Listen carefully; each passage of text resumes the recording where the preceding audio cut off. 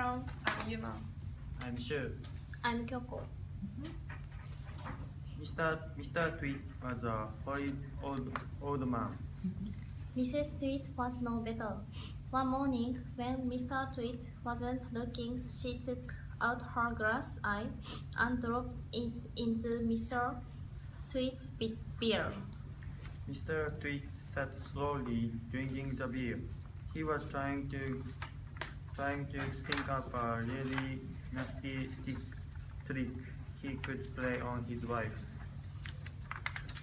You are broken something, said Mrs. Tweet, keeping her back turned so he wouldn't see she had taken out her glass eye. You'd better be careful, because I'm watching you like a unhat.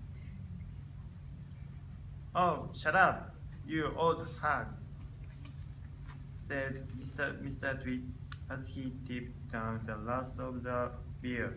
He saw the glass eye staring at him. I told you, I was watching you.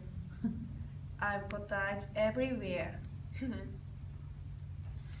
To pay Mrs. Tweet back for the glass eye in his beer, Mr. Tweet slipped a frog between her bed sheets. Then he got in his own bed and waited for the fun to begin. Mrs. Tweet climbed into bed and put on the light. Ah, there was something in my bed. I'll be bet it's a giant skilly wigger I saw on the floor. I tried to kill it, but it got away. It's got teeth like screwdrivers. Help! Save me! It's all over my feet. It'll bite off your toes. Mrs. Tweet find it. Mr. Tweet poured a jug of cold water over her head to revive her. When Mrs. Tweet came to, the frog had just jumped on her face. Oh, wait a minute! That's a frog! The next day, to pay Mr. Tweet back for the frog, Mrs. Tweet put some worms in her husband's plate of spaghetti. The worm didn't show because everything was covered with tomato sauce and sprinkled with cheese. Hey, my spaghetti is moving. It's a new kind. It's called seaweed spaghetti. It's delicious. She took a mouthful from her own plate, which of course had no worms. Mr. Tweet started eating. It's not as good as the ordinary kind. It's too squeezy. Mrs. Tweet waited till Mr. Tweet had eaten the whole plateful. Do you want to know why your spaghetti is squishy? Why? Because it has worms. To pay Mrs. Tweet back for the worms in the spaghetti, Mr. Tweet thought up a really clever, nasty trick. One night, when the old woman was asleep, he crept out of bed and took her walking stick downstairs to his worksheet. There he stuck a tiny round piece of wood, no thicker than a penny, onto the bottom of the stick. This made the stick longer, but the difference was so small. The next morning, Mrs. Tweet didn't notice. Every night after that, Mr. Tweet crept downstairs and added another tiny thickness of wood to the end of the walking stick. He did it very neatly so that the extra bits looked like part of the old stick. Gradually, also gradually, Mrs. Tweet's walking stick was getting longer and longer. But it was all so slow and gradual that she didn't notice how long it was getting, even when it was halfway up to her shoulder. One day, Mr. Tweet said to her, That stick's too long for you. Why? So it is. I have a feeling there was something wrong, but I couldn't for the life of me think what it was. There's something wrong, alright. What could have happened? I must have suddenly gone longer. Don't be a fool. How can a walking stick grow longer? It's made of dead wood, isn't it? Dead wood can't grow. Then, what on the other has happened? It's not the stick. It's you. It's you that's getting shorter. I've been not noticing it for some time. That's not true. You are shrinking, woman. It's not possible. Oh, yes, it is. You are shrinking fast. You are shrinking dangerously fast.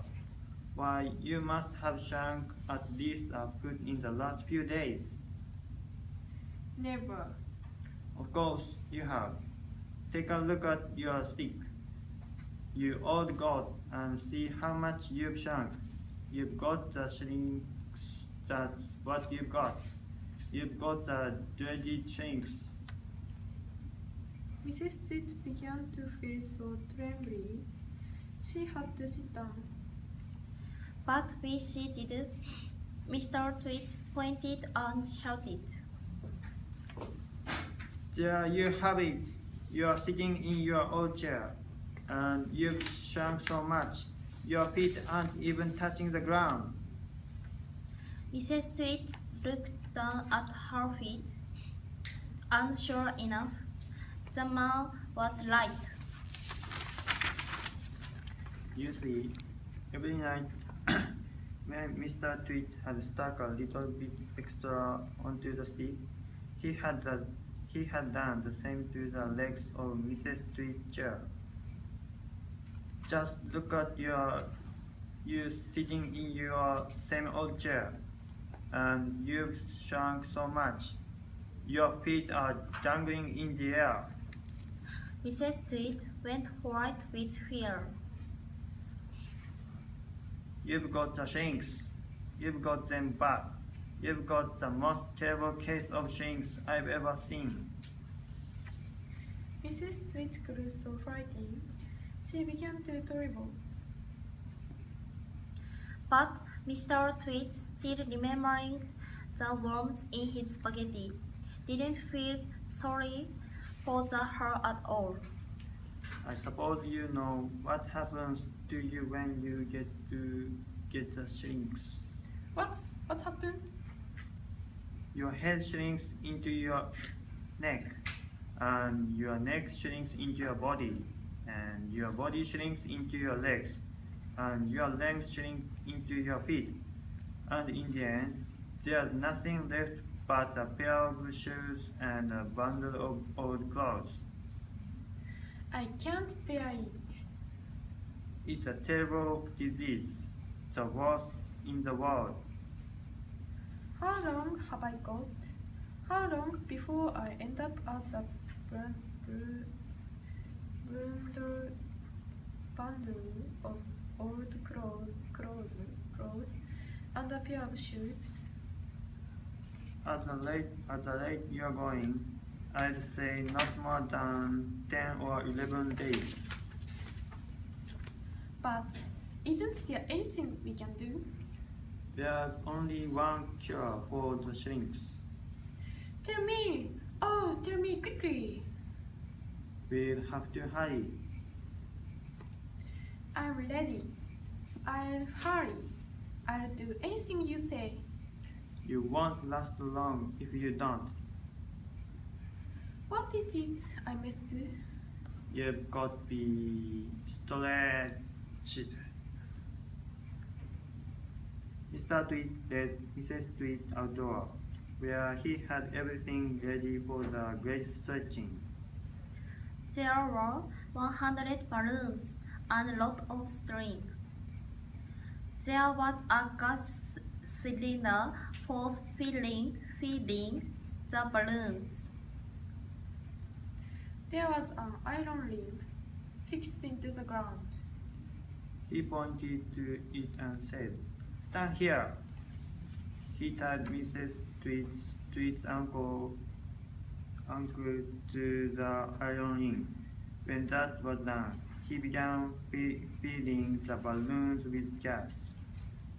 Each balloon was on a long string, and when it was filled with gas, it pulled on its string, trying to go up and up. Mr. Tweet tied the ends of the strings to the top half of Mrs. Tweet. Some he tied around her neck, some under her arms, some to her wrist, and some even to her hair. Soon, there were 15 colored balloons floating in the air above Mrs. Tweet's head. Can you feel them stretching you? I can! They are stretching me like mad. He put on another 10 balloons. The upward pull became very strong. Mrs. Tweet was quite helpless now. With her feet tied to the ground and her arms pulled upward by the balloons, she was unable to move. She was a prisoner. Mr. Tweet had intended to go away and leave her like that for a couple of days and nights to teach her a lesson. In fact, he was just about to leave. When Mrs. Tweet opened her big mouth and said something foolish. Are you sure my feet were tied properly to the ground? If those strings around my ankles break, it's goodbye for me. And that's what gave Mr. Tweet His second nasty idea. Good. Very good. Were you nervous? You were not nervous. You were nervous?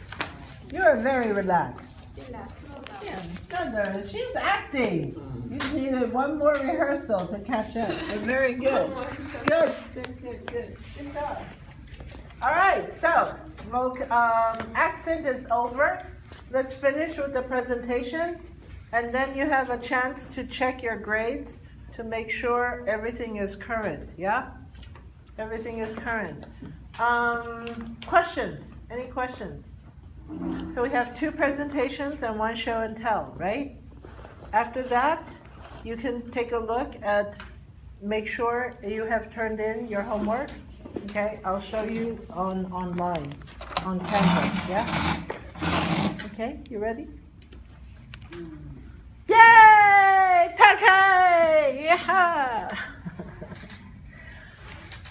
Almost done. Just think, 2 more things and you're done. You're finished.